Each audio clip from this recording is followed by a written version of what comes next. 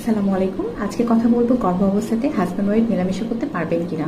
প্রথমত আমরা বলে থাকি যে প্রথম যে 3 মান্থ মানে প্রথম 3 মাস, এই 3 মাসে আমরা মেলামেশা করতে নিষেধ করে থাকি। এতে করে দেখা যাচ্ছে যে যদি মেলামেশা করা হয় মিসক্যারেজের একটা সম্ভাবনা থাকে, ব্লিডিং হওয়ার একটা সম্ভাবনা থাকে, এতে করে বাচ্চার প্রবলেমও হতে পারে। আর আমরা নিষেধ করে থাকি ডেলিভারির যে ডেটটা, সেই ডেটের 1 মাস আগে থেকে আমরা বলি যে আপনারা এই সময়টা আর মেলামেশা করতে পারবেন না। ঠিক আছে, এইটা গেল যাদের কোনো কমপ্লিকেশন নেই সেই সব আপুদের জন্য।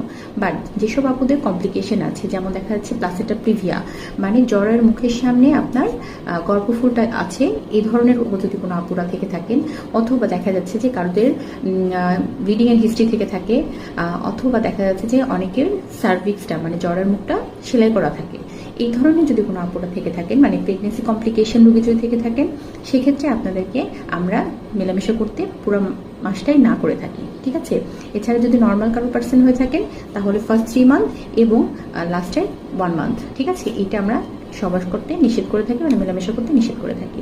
ঠিক আছে, আপনারা ভালো থাকবেন। আসসালামু আলাইকুম।